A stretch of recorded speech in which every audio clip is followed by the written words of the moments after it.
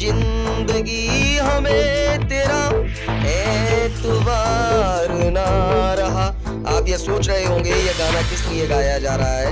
पूर्व विधायक अजीम भाई ने अपने ही दोस्त छुट्टन भाई जो कि समाजवादी पार्टी के उम्मीदवार हैं उन पर आरोप लगाते हुए दगा करने का आरोप लगाया है। भावुक होते हुए अपने सोशल अकाउंट पर क्या कुछ वीडियो के जरिए उन्होंने संदेश दिया और क्या कुछ कहा, आप स्वयं सुनिए हमारी इस खास रिपोर्ट में। मैं अजीम भाई आज पूरी फिरोजाबाद की जनता के सामने, अवाम के सामने अपनी बात रखना चाहता हूं। जैसा कि आपको मालूम है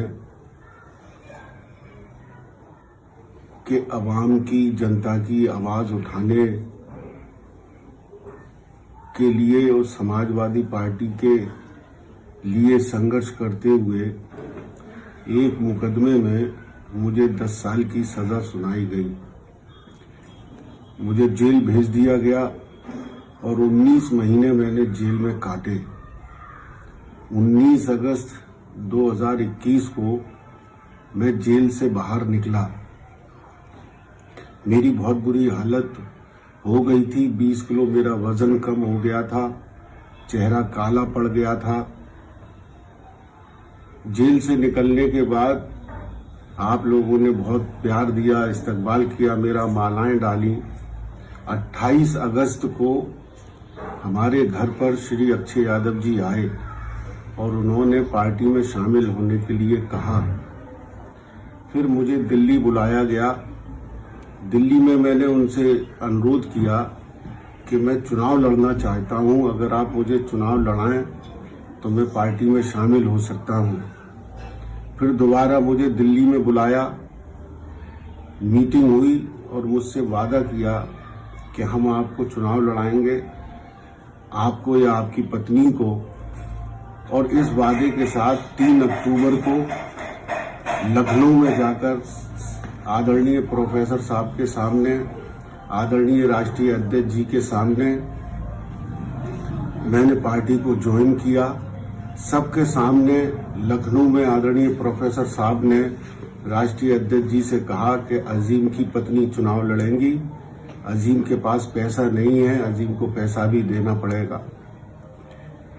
इन सब बातों के बीच में मैं हर मीटिंग के बाद अपने दोस्तों से मशवरा करता रहा, राय लेता रहा और अपने दोस्तों के मशवरे से ही कदम उठाता रहा।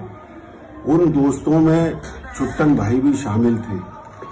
छुट्टन भाई को मैंने हर मीटिंग में हर बात से अवगत कराया, हर बात की जानकारी दी, एक एक बात का उनसे मशवरा लिया।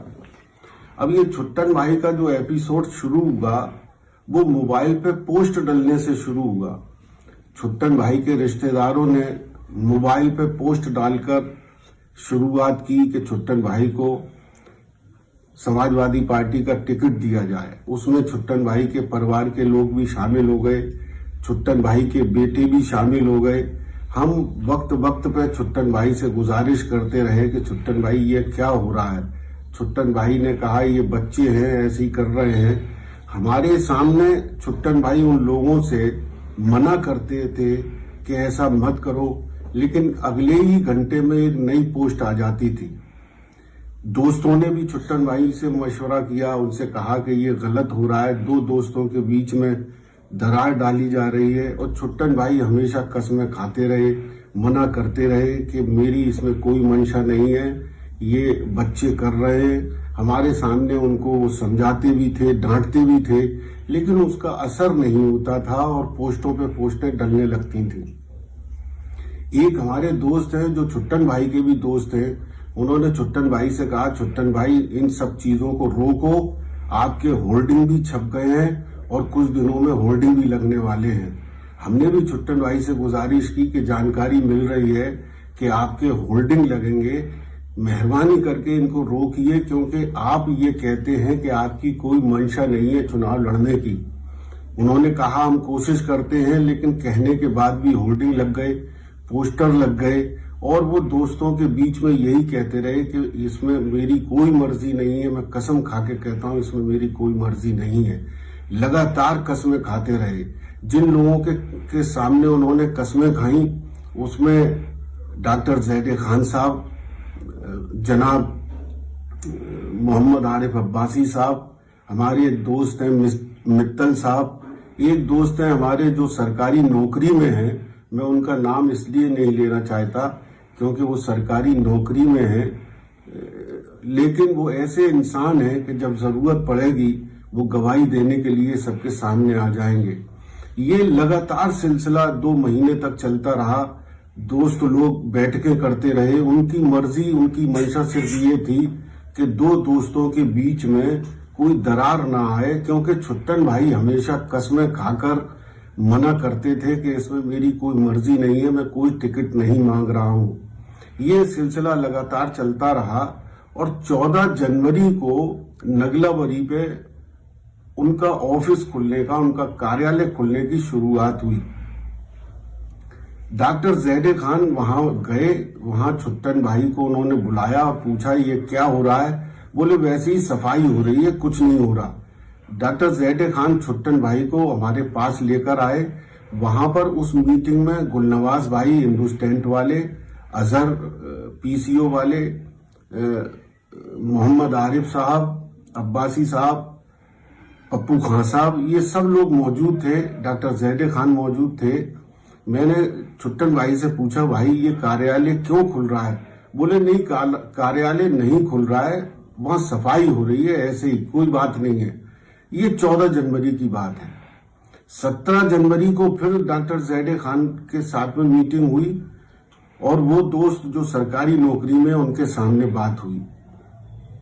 17 तारीख को जब मैंने उनसे ये पूछा, रात में मीटिंग चली, रात के 2 बजे तक, मैंने उनसे पूछा आप मना कर रहे हो कि ऑफिस ऐसे ही खुल गया, बच्चों ऑफिस नहीं खुला है, उसमें सफाई हो रही है, ऑफिस की बात गलत है। 17 जनवरी को उन्होंने रात में ये कहा कि हाँ, उस दिन वो खुले कि हाँ मुझसे कहा गया है टिकट के लिए, इसलिए मैं कागज तैयार करवा रहा हूं। तो हमने बोले कि ये गलती हो गई, हमने आपसे छुपाया, ये गलती हो गई है। तो डॉक्टर ज़ैड खान ने ये कहा कि ये गलती नहीं है, गलती उसे कहते हैं जो अचानक हो जाती है, सोच समझकर छुपाकर काम करने को गलती नहीं कहते हैं। डॉक्टर ज़ैड खान छुट्टन भाई पर नाराज भी हुए। उस वक्त भी छुट्टन भाई ने अपने बच्चों की कसम खाई, कुरान शरीफ की कसम खाई। मैंने जो नाम लिया है मित्तल साहब, उनके सामने छुट्टन भाई ने कई बार कुरान शरीफ की कस्में खाई, अपने बच्चों की कस्में खाई, मैं टिकट नहीं मांग रहा हूं। आखिरी मीटिंग 19 जनवरी को रात के 2 बजे तक चली। उसमें डॉक्टर ज़ैड खान साहब थे और हमारे वो दोस्त जो सरकारी नौकरी में हैं वो भी थे। उस दिन छुट्टन भाई ने ये कहा कि मेरे 5 बच्चे मर जाएं अगर मैंने टिकट मांगा हो। मैं कुरान शरीफ की कसम खा के कहता हूं कि मैंने टिकट नहीं मांगा, और अगर मैंने मांगा हो तो मेरे 5 बच्चे मर जाएं, ये लफ्ज कहे। ये गवाह हैं डॉक्टर ज़ैड खान साहब और जो सरकारी नौकरी में हमारे दोस्त हैं वो। भाई ये पूरा मैंने बहुत कम लफ्जों में, बहुत कम वक्त में पूरी रूदात सुनाई है। मैं बहुत तफसील से भी आपको सुनाऊंगा, मौका मिलेगा, लेकिन मैं सिर्फ ये कहना चाहता हूं फिरोजाबाद के जनता से, अपने भाइयों से, बहनों से, थोड़ी देर के लिए आप अजीम भाई बन जाओ और ये सोचो कि कोई आपका दोस्त, 30 साल पुराना दोस्त, और इस तरह से छुपा के वो आपको धोखा दे, आपको गुमराह करे और आपके साथ ये करे, तो आप पर क्या बीतेगी, आप पर क्या गुजरेगी। इन मीटिंगों में जब लगातार बातें हो रही थी तो मैंने कई बार, दसियों बार छुट्टन भाई से ये कहा, छुट्टन भाई मैं जब जेल से निकल कर आया था तभी आप मुझे अगर बता देते कि आपकी मंशा है चुनाव लड़ने की, तो खुदा की कसम मैं आपको चुनाव लड़ा देता। लेकिन आप जिस तरह से ये कर रहे हो, छुपा रहे हो, गुमराह कर रहे हो, ये दिल को तकलीफ देने की बात है, ये अच्छी बात नहीं है मेरे भाई। 19 जनवरी की रात को 2 बजे जब मीटिंग खत्म हुई, मैंने हाथ जोड़कर छुट्टन भाई से गुजारिश की, छुट्टन भाई खुदा के वास्ते कि इस मसले को खत्म करो। 2 बजे रात के छुट्टन भाई ये वादा करके उठे कि कल मैं जो मेरे मीडिएटर है मैं उससे मना कर दूंगा कि मुझे टिकट नहीं चाहिए, अजीम भाई को टिकट दिलवा दिया जाए। ड्यूटी ये लगी कि डॉक्टर ज़ैद खान साहब और छुट्टन भाई मिलकर 20 जनवरी को इस पर काम करेंगे और उस मसले को खत्म करेंगे और अजीम भाई के लिए वो अपने मीडिएटर से कहेंगे, जिस मीडिएटर के बारे में उन्होंने आज तक हमें कभी बताया नहीं।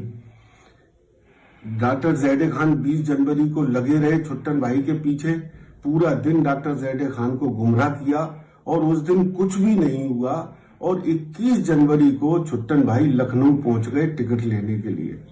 अब आप सोचिए ये क्या हुआ मेरे साथ क्या किया गया है, मुझे किस तरह से गुमराह किया गया है। वो ये कहते हैं 30 साल से हम लड़ा रहे हैं, एक बार अजीम भाई हमें लड़ाते हैं। बिल्कुल सही है, अगर वो खुशी खुशी करते, दोस्तों में बैठ के बात करते, राय मशवरे से बात करते, छुपाते नहीं, धोखा नहीं देते, गुमराह नहीं करते, मैं बखुदा उन्हें चुनाव लड़ाता। मैं आज उनके साथ गलियों में वोट मांग रहा होता, जनसंपर्क कर रहा होता। लेकिन जो उन्होंने मेरे साथ किया है वो अच्छा नहीं है, बहुत तकलीफ दे बात है। मैं इस वीडियो के जरिए छुट्टन भाई से भी कहना चाहता हूं, छुट्टन भाई ये क्या किया यार तुमने उस पाक लफ्ज पे कलंक लगा दिया जिसको दोस्ती कहा जाता है। तुम्हें मालूम है मैं 19 महीने जेल काट के आया हूं, मैंने मुसीबतें उठाई हैं, तकलीफें उठाई हैं, मेरे मासूम बच्चों ने तकलीफें उठाई हैं। 19 महीने मेरे परिवार ने क्या क्या झेला है, क्या क्या बर्दाश्त किया है, मेरे मासूम बच्चों ने क्या क्या बर्दाश्त किया है, ये आप भी जानते हो। लेकिन उसके बावजूद भी आपने ये सब काम किया, ये अच्छा नहीं है, ये अच्छा नहीं है मेरे भाई, मेरे दोस्त, ये अच्छा नहीं किया आपने। मैं फिरोजाबाद की जनता आपसे पूछना चाहता हूं, क्या मैं गलत हूं या मैं सही हूं? अगर मैं सही हूं तो आप मेरा साथ दीजिए, अगर मैं गलत हूं तो आप मेरा साथ मत दीजिए। मैं सिर्फ ये कहना चाहता हूं, दोस्ती यकीन का नाम होता है, दोस्ती विश्वास का नाम होता है। हम एक दूसरे पर यकीन करते हैं, विश्वास करते हैं, एक दूसरे के साथ पता नहीं कहां कहां चले जाते हैं। ये तो वही हुआ कि एक दोस्त ने दूसरे दोस्त को चाय पर बुलाया और उस चाय में जहर डालकर उसको दे दिया, ये तो वही हुआ। मेरे भाई कौन किस पर यकीन करेगा फिर? कौन दोस्त किसी दोस्त पर यकीन करेगा? ये दोस्ती का नाम ही कलंकित हो रहा है। इसलिए मैं कह रहा हूं, मैंने 10 बार कहा छुट्टन भाई आपसे कि दोस्तों को बैठा लो, अपनी बात दिल खोल कर करो, कहो कि आपको चुनाव लड़ना है, मैं लड़ाऊंगा अगर सब दोस्त कहेंगे तो। मेरे उन दोस्त ने भी कहा जो सरकारी नौकरी में है, साफ साफ छुट्टन भाई से कहा, छुट्टन भाई ये पोस्टर डल रही हैं, होल्डिंग लग रहे हैं, पोस्टर लग रहे हैं, अगर आपके दिल में कोई बात है तो आप बताओ। तो उन्होंने उनसे भी साफ कहा, नहीं मेरे दिल में कोई नहीं है, मैं चुनाव लड़ना नहीं चाहता। आप जो नाम मैंने लिए हैं, डॉक्टर ज़ैद खान साहब, गुलाम साबिर साहब, मोहम्मद आरिफ अब्बासी साहब, वो मेरे दोस्त जो सरकारी नौकरी में हैं, वो मेरे दोस्त मित्तल साहब, इन सब से आप पूछ लीजिए, तस्दीक कर लीजिए कि इन्होंने कुरान शरीफ की कसमें खाई, इन्होंने ये कहा कि नहीं कहा कि मेरे 5 बच्चे मर जाएं अगर मैं टिकट मांग रहा हूं, तो फैसला आप कर लीजिएगा। और अगर ये लोग ये कहते हैं कि अजीम झूठ बोल रहे हैं, तो जिस चौराहे पे आप चाहें उस चौराहे पर मुझे फांसी पे लटका देना, अजीम उफ नहीं करेगा। लेकिन अगर ये जो नाम मैंने लिए, अगर लोग ये कहें कि अजीम भाई सच बोल रहे हैं, तो मैं आपको वास्ता दे रहा हूं अपने मासूम बच्चों का, जिन्होंने तकलीफें उठाई हैं, 20 महीने मैंने तकलीफ उठाई है, मैं उसका वास्ता दे रहा हूं कि आप मेरी मदद कीजिए, मेरा साथ दीजिए। नहीं तो कोई भी इंसान दोस्तों पर यकीन करना बंद कर देगा। मैंने अपना मुकदमा अल्लाह की अदालत में, ईश्वर की अदालत में डाल दिया है और ये मुकदमा जनता की अदालत में मैंने डाला है, फिरोजाबाद के लोगों की अदालत में मैंने डाला है। फैसला आपको करना है कि अजीम गलत है या अजीम सही है। अगर अजीम सही है तो अजीम का साथ दीजिए। बहुत बहुत धन्यवाद।